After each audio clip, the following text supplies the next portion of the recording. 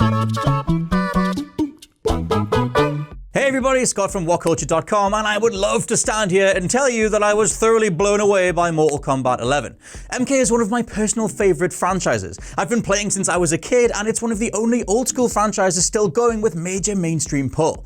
It is a big deal when a new Mortal Kombat gets announced, and I love picking apart every change to the established roster, seeing who else gets announced, drinking in the latest twists and turns across the story, and crunching the WoW file to see whether Scorpion's "get over here" has changed in this game or not. It has. So getting access to Mortal Kombat 11 this past week, I was positively giddy across its opening few hours.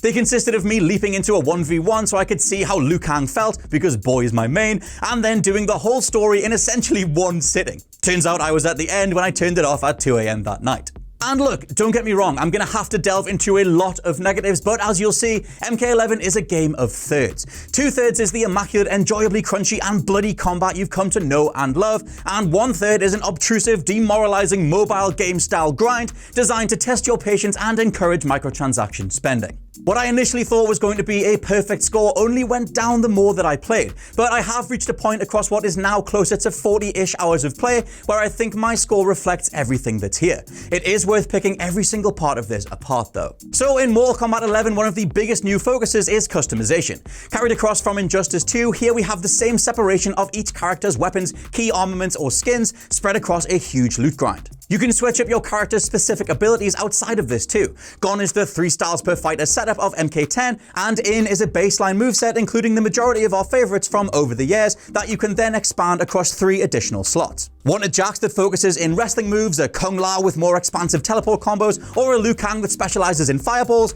Get to customizing. This is the only part of the customization side of the game that's grind-free, as it should be. But the fact that you can only decide on your moves from inside the main menu customization option rather than on the character select screen feels like a massive missed opportunity. Back to aesthetics. You'll need to accrue coins and spend them to unlock an item of choice. The place you grab almost everything is the Crypt as always, but with so many random pieces of gear out there somewhere, what used to be an enjoyable mystery box turns into, yup, I really just want a new set of nunchucks or a ninja costume for Sub-Zero, and I've wanted it for the last 10 hours. MK11 attempts to mitigate this lack of specificity in 2 ways. One is time crystals, a premium currency, that you can earn in-game or for real money that is said to bypass the entire grind by letting you buy the skin or weapon that you want. I say is said to because playing before launch, this feature wasn't even in the game. Even checking again since the store has gone live, it appears that NetherRealm are yet to fully implement this feature, and their servers have been all over the place. The second way is MK11's Living Towers. Carrying forward the same live element as Injustice 2's multiverse, the idea of random arcade ladders resetting every few minutes, hours, or days to give you varying rewards, here is where everything that you can't find in the Crypt is waiting to be unlocked. However, you still can't specify an unlock path unless you spend a whopping 25,000 coins to summon a character-specific tower that will let you grind for gear for that character. Even then, the reward that it throws up is still random. For example, I've banked about 40-ish hours into the game and I still don't have the regular red bandana Liu Kang as shown in the story. Because video games. Besides the fact that the time crystals could solve this issue of unlocking what you want, inside the Living Towers is some of the most horrifically unfair, unbalanced video game bullshit that I've ever come across, and I've played a lot of games. If you played Injustice 2's multiverse and thought that things like the environment or random opponent weapons attacking you during a combo felt one-sided, you ain't seen nothing yet. In the Living Towers, fights are just as much between each character's equipped consumables as between 2 combatants. Many times you'll come up against someone equipped with auto-tracking missiles, a damage buff, maybe a storm of freezing shards or a slowing ability, all of which only affects you. You're supposed to fight back by equipping mods yourself, but only if you thought to do so beforehand. If you want to try something else during a fight, tough luck, you have to restart the whole ladder.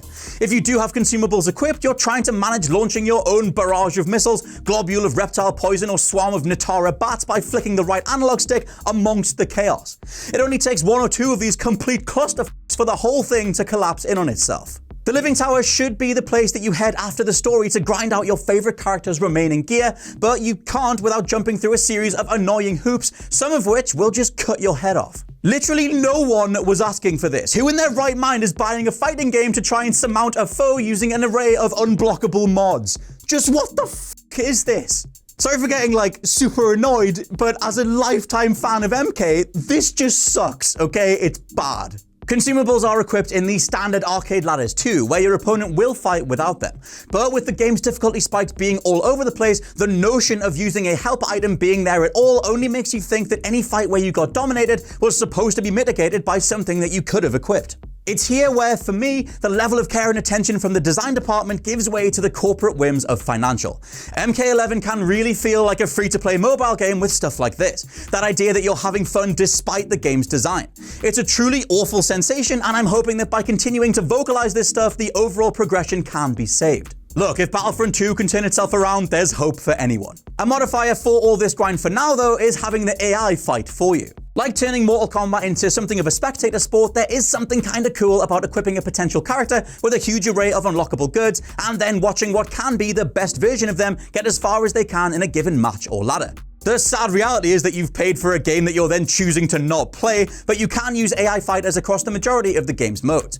There's even a full 3-on-3 multiplayer showdown where it's your AI team versus another, with the winner taking home the spoils. The overall downer, though, is that oftentimes even the AI gets completely flattened by the same encounters that you were being defeated by before. Maybe you've lost 15 times to Garrus and his freezing missiles that catch you no matter what, and now you're just left sitting watching an AI do it too, knowing that you can't change anything about the loadout, knowing that you'll have to reset the whole ladder or use a skip fight token to get by if you happen to have one. Is this really what it's come to? Designing a single player progression so frustrating we're encouraged to bypass it with real money, or literally put the controller down to let an AI algorithm try instead? I promise this is the last big negative point, but this feeling of demotivation and aimlessness extends to the Crypt as well. Where once it was an excuse to tuck away all sorts of concept art sketches, additional fatalities, and maybe a skin or two, now it jars with the fact that we're actively playing to unlock specific customizables in a mode where everything is random.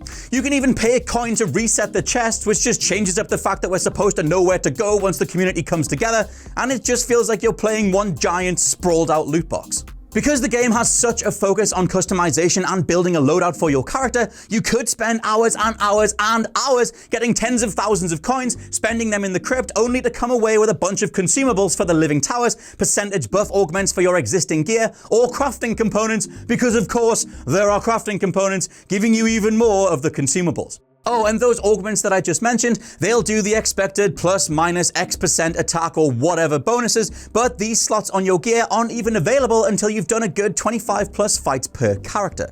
Taking everything into account, you're supposed to pick a character, fight it out to unlock augment slots, and then spend coins getting the gems to get stronger, then use this loadout plus consumables like missiles, storms, or summonable characters to beat the living towers, eventually getting the skin that you wanted back in the first place. Again, time crystals are the solution, but we wouldn't even need to have a solution if NetherRealm didn't make it a problem in the first place. Now, after all of this, I will quickly add that the feedback has been so negative across the board that NetherRealm have pledged to address this stuff during a recent Kombat cast.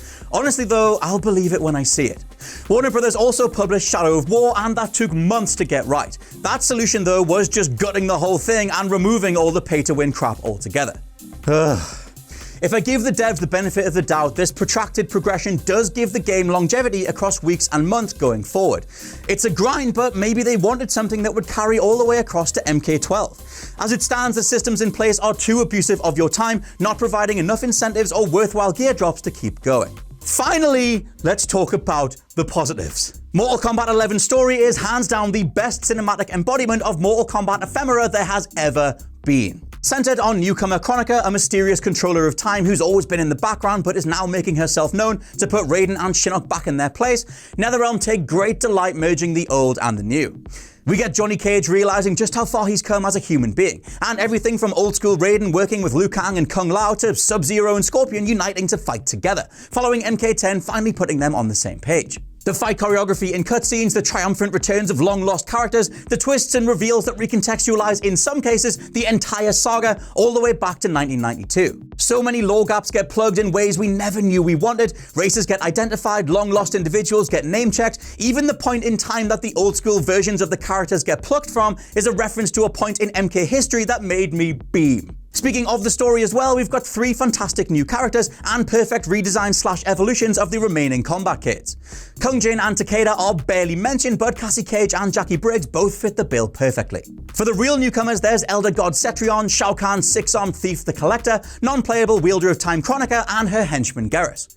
Kronika is for now not playable, but as for Geras, he has the ability to shave seconds off the match timer itself, which is a brutally hard way to lose a match online, by the way, and minus the Collector's fatality being a carbon copy of Melina's from NK10, all of these guys are brilliant fun to explore. Even Cetrion's planet-sized fatality made her look a little bit too powerful beforehand, but it's never used in the story and works as her showing off in the context of a tournament victory. From a pure art direction and character design standpoint, NetherRealm keeping the likes of Devora, Kotal Khan, and Erron Black, then adding these guys makes for one hell of a powerful final roster.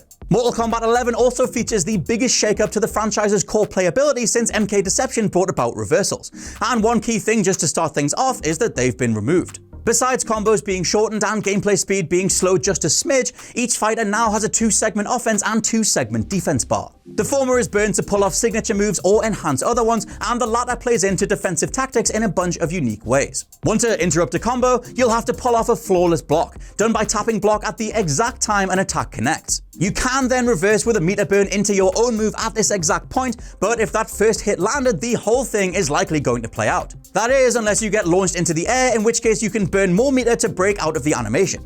Attacking while getting up, rolling left or right, even grabbing a piece of the environment all takes chunks of your defense meter, and alongside everything else, it adds a tactical edge I'm sure will make for some very intense esports finals. On the offensive side, outside of extending combos or grapples, MK11 makes small tweaks like nerfing Scorpion's Spear. No longer does it bring an opponent in for an easy uppercut by default, and to get the stagger you'll have to burn some meter. These offensive and defensive allocations permeate the flow of a match, putting the emphasis on blocking and evasion at high level play and knowing exactly when to go in for a combo, charging it as you go. I personally miss being able to reverse my way out of some all-out punishment, but there are more than enough defensive options overall to make for a furiously intense fight. There's also one of the best tutorials in fighting game history to help you along, going from the basics to combos to even frame data for each one of your moves. If you want to know which punch will likely land first and give you the advantage, you can just go find that stuff out. Online modes are as standard, with things like King of the Hill still being the best idea NetherRealm have ever had for an online fighting game.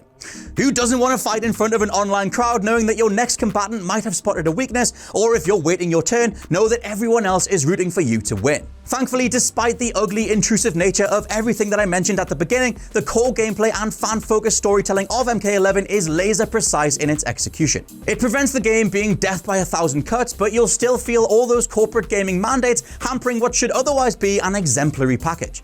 This just should be the best Mortal Kombat yet, and it's just disappointing that it's not. Here's to a very vocal fanbase getting this right in the future. As for now, all the unnecessary mobile game influence bullshit and bizarre design choices knock a whole star off, and I'm gonna have to go with 4 stars. Hopefully in the future this will turn into a 5. And that's my review for Mortal Kombat 11. I'll certainly be playing a whole bunch more, and chances are I'll do an editorial depending on how the fandom rolls out and how the developers respond to what's happening, but let me know what you think down in the comments. I've been Scott from WhatCulture.com, and I'll catch you soon.